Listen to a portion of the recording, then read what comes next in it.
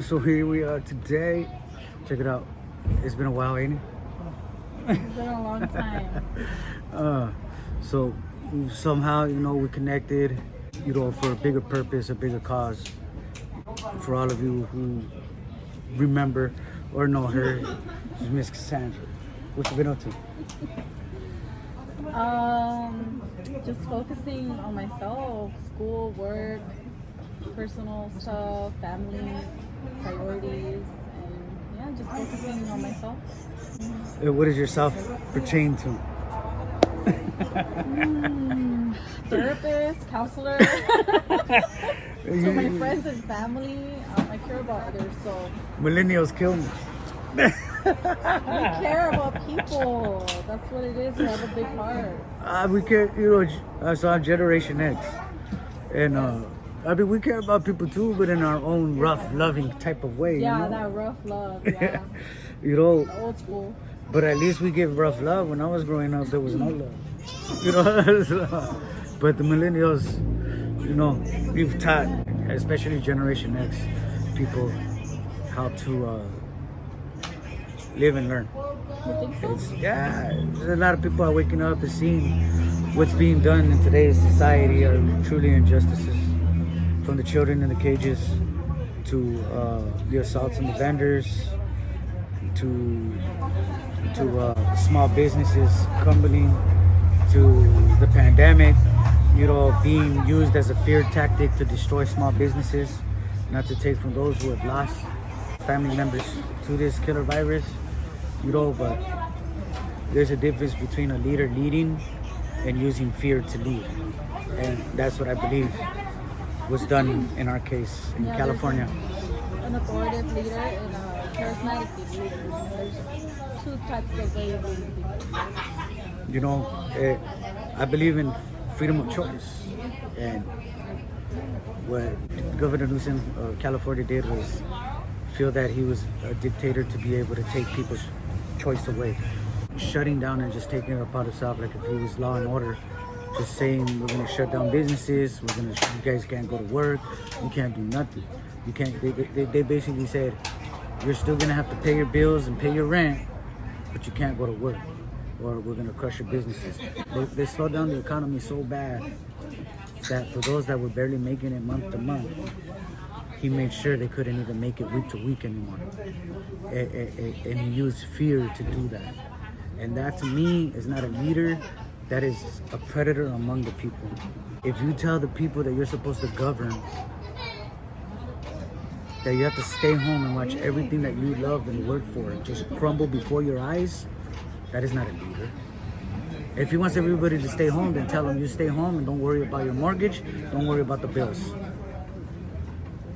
There's a difference between you telling people that and telling people stay home and watch everything that you love die before your eyes. All because of fear.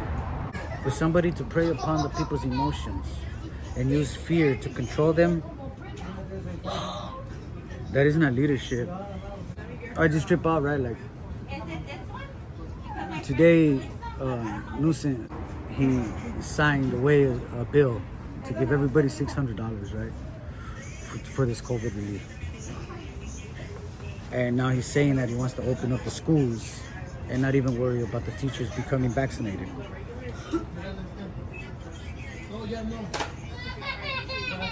I mean, if this was such a pandemic, why are we opening up the schools without making sure the children and the teachers are safe? Was it a lie?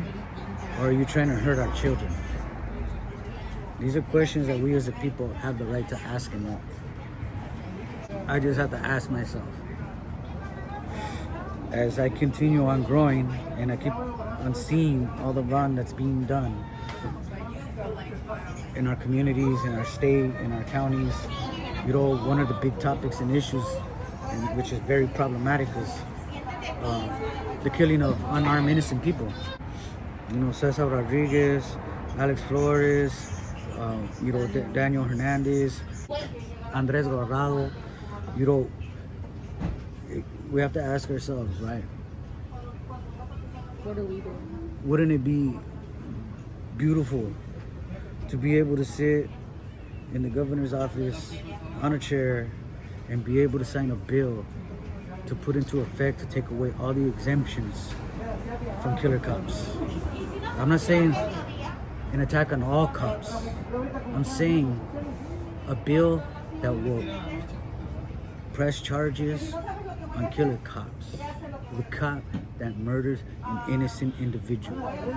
Those exemptions should be lifted and allow them to be tried.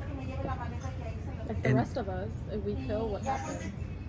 And that can be done if somebody is willing to sit in that chair and overturn what needs to be overturned to be able to prosecute these killer cops. Because justice must be served. We always speak of justice. We always speak of truth. We always speak of the rule of law.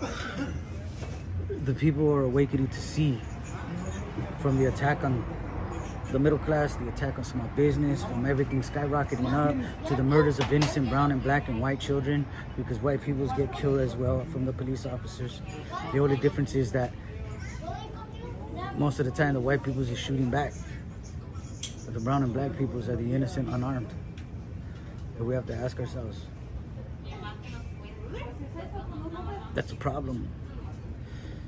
I know we grew up with the mentality of, well, they're on the streets doing whatever it is that they're doing, or when we grow up in the hood, we think, well, we did it, we lived through it.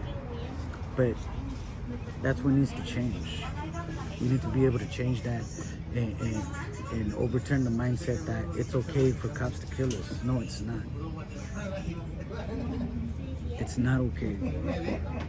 They think it's okay because a police officer is yet to be prosecuted. We have to change that. We have to bring justice to Sean Monterosa as well, who was on his knees when they shot him in his back. See, these are things and conversations that we should be able to have amongst the people and ask ourselves.